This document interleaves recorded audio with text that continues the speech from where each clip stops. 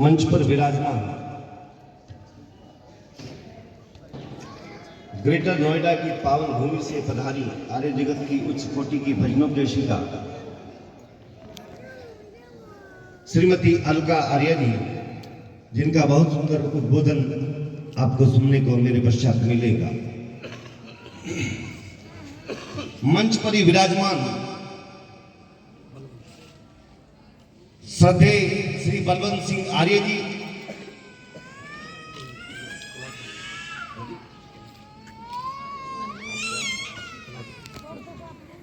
और ये भी कलाकार हैं कि डोभी के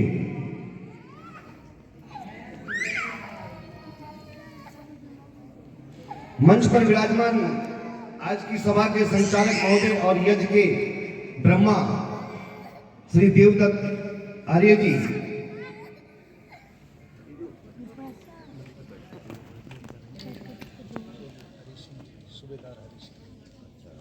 और मंच पर विराजमान चौधरी श्री सूबेदार हरि सिंह जी और गौशाला के प्रधान श्री कुलवीर जी मोहर साहब, मंच पर विराजमान सभी वृंदजन और मेरे सम्मुख विराजमान आर्य समाज गुरुकुल डोभी के कुलपति जी श्री बलजीत आर्य जी, गुरुकुल की सभी उपाचार्य प्राचार्य जी, मेरे सम्मुख बैठे सभी आर्यवृंद, पूजा एवं सत्कार के योग्य मातृशक्ति। इस बच्चे को जरा सुन करो, किनके साथ है, कहाँ गए छोड़ के उसको? चुप करो उसको बेटा। और देखो बातें नहीं होनी चाहिए बिल्कुल, बेटा ध्यान से सुनना।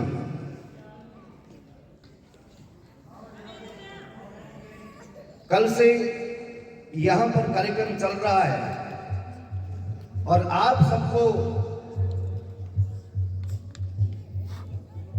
यहां विद्वानों के मुखारबिन से सुनने को मिल रहा है कि मनुष्य यदि जीवन में श्रेष्ठ कर्म करेगा, हमारे देवदत्त आर्य जी बता रहे थे अभी उधर यज्ञ पर कि जो मनुष्य धर्म को धारण करेगा उसके जीवन में शांति ही शांति आनी निश्चित है। तो हमें अपने जीवन को यदि सफल बनाना है तो हमें ऐसे विद्वानों के बीच में आना होगा और विद्वानों की बातों को सुनकर के मनन करना होगा।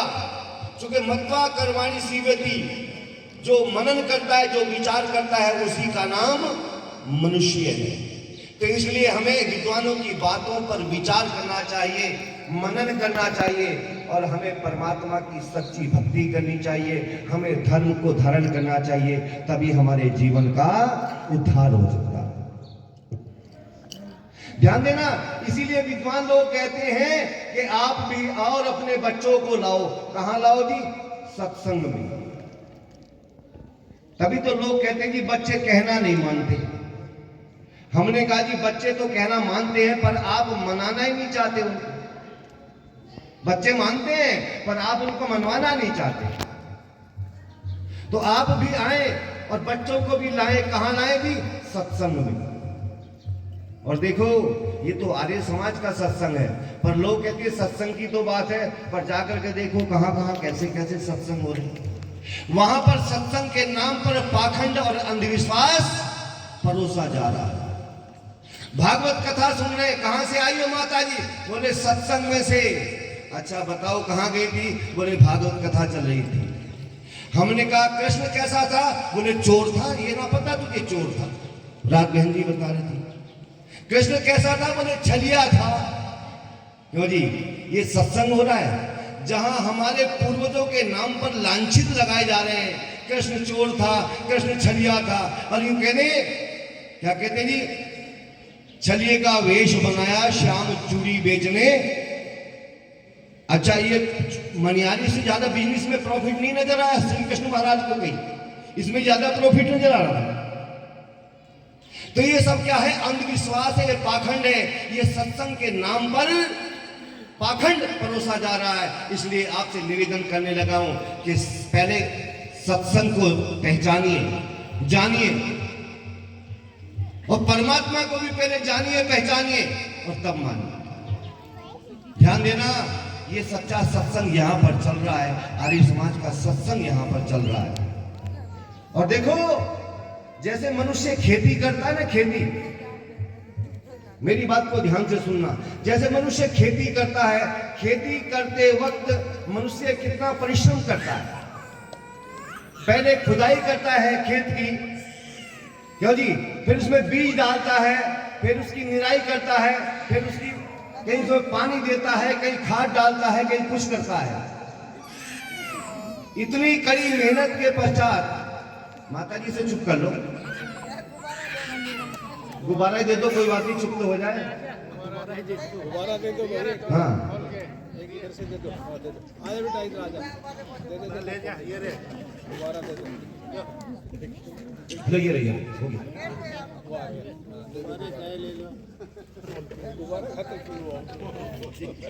तो जैसे मनुष्य खेती करता है, ध्यान देना मेरी तरफ, अब गुब्बारे वालों की तरफ ध्यान मत दो। जैसे मनुष्य खेती करता है, तो खेती करते वक्त बड़ा कठिन परिश्रम उसको खेत में करना पड़ता है। कहीं उसकी जुताई करता है, कहीं बीज बोता है, कहीं पानी देता है, कहीं निराई करता है, गुड़ाई करता है, कितने काम उसको करने पड़ते हैं, तब जाकर के उसको एक उन्नत फसल प्राप्त होती है। क्यों जी? अच्छा, यदि हम गुड़ाई भी ना करें, हम निराई ना करें, जुताई ना करें, बीज भी ना डालें, तो बताओ कुछ हमें मिलेगा कि नहीं मिलेगा? जो हमारे खेती करने वाले लोग हैं वो पहचान जाएंगे। अगर हम खेत में कुछ भी ना डालें, ना कोई मेहनत करें, कोई परिश्रम करें, तो क्या फिर भी हमें कुछ प्राप्त होगा खेत से? है जी? कुछ नहीं होगा, पर कुछ जरूर होगा। खरपतवार, घास फूस हमें जरूर मिलेगा, क्योंकि घास फूस तो स्वयं बढ़ते जाते हैं। अरे कवियों ने लिखा है, क्यों जी, अच्छे पौधे तो पानी देने से पनपते हैं सदा, और ये झाड़ और झंकार अपने आप बढ़ते जाते हैं। हम कुछ भी ना बोए तो हमें वो घास फूस अवश्य मिलेगा। पर ध्यान देना, इस कहानी को आप अपने जीवन से जोड़ लें। यदि हम श्रेष्ठ कर्म करेंगे, अच्छे कर्म करेंगे, तो हमें अच्छे फल की प्राप्ति होगी, नहीं तो हम भी घास फूस की तरह बन करके रह जाएंगे। और ध्यान देना, ये घास फूस जो है भले ही जल्दी हो जाती है, बिना परिश्रम की हो जाती है, पर समाज के अंदर इसका कोई नंबर नहीं है। ध्यान देना, किसान जब खेती करता है, जिस समय खरपतवार को, घास फूस को देखता है, तो एक ही झटके में उखाड़ करके उसको फेंक देता है। ठीक वही स्थिति हमारी होती है। यदि हम समाज से जुड़े तो हैं, पर हमारे अंदर कोई गुण नहीं है, हम परमात्मा की भक्ति नहीं करते हैं, हम सत्य सज्जन नहीं है, तो ध्यान देना, अगर हम उस खरपतवार की तरह हैं, तो हमें भी समाज के लोग एक ना एक दिन जड़ से उखाड़ करके अवश्य फेंक देंगे। तो इसलिए हमें क्या चाहिए? हमें उस परमपिता परमात्मा की भक्ति अवश्य करनी चाहिए, जिसने हमें ये श्रेष्ठ तन दिया है। लोग तो कहते हैं 84 लाख योनि, पर मैं कह देना चाहता हूं, जिन्होंने इसकी गिनती करी उसका बहुत बहुत धन्यवाद। पर 84 लाख से भी अधिक योनि परमपिता परमात्मा ने बनाई है, लेकिन ये मनुष्य योनि सर्वश्रेष्ठ योनि बना करके भेज दिए और कहा कि मनुष्य जा तो शुभ कर्म कर, पर फल की इच्छा मत करना, फल तुझे मैं दूंगा। रामायण में भी लिखा है, बड़े भाग मनुष्य तन पावा।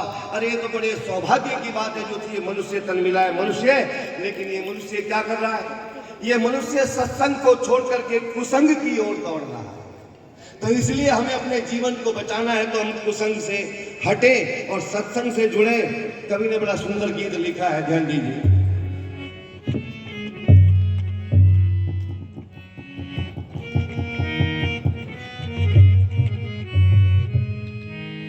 सत्संगति और विमलमति से पत्थर मन कुंदन बन जा।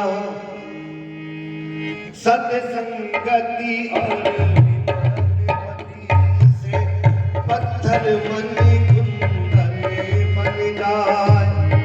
नीरस सा टुकड़ा शीशे का, नीरस सा शीशे का, हाथों का कंगन बन जाए।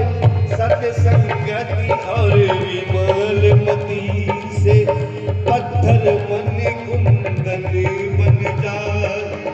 नीरस सा टुकड़ा शीशे का, हाथों का कंगन बन जाए। सत्संगति और विमलमति से पत्थर मन कुंदन बन जाए।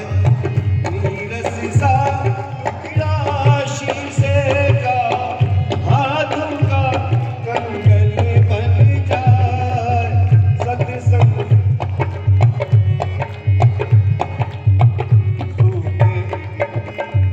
एक सबूत मिटा सकता है इतिहासों के काले धब्बे। एक सबूत मिटा सकता है इतिहासों के काले धब्बे। चंदन के एक ही बूटे से, चंदन के एक ही बूटे से सारा वन चंदन बन जा। सत्संगति और विमलमति से चंदन कुंदन बन जाए। सत्संगति और विमलमति से पत्थर मन कुंदन बन जाए।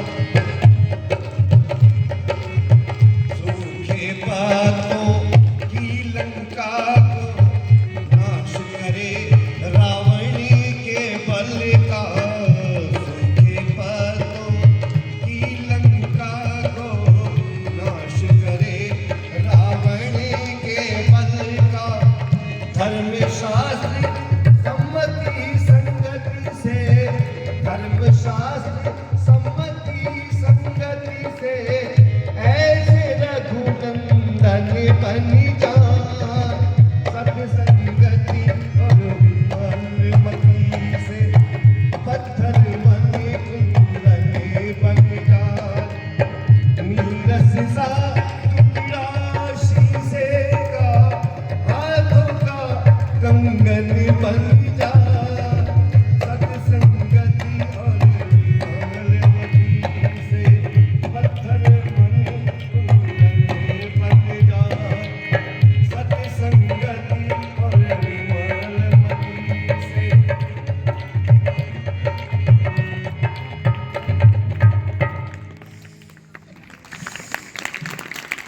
सत्संगति और विमलमति से पत्थर मन कुंदन बन जाए। तो मेरा निवेदन है आपसे कि आप सत्संग में आइए।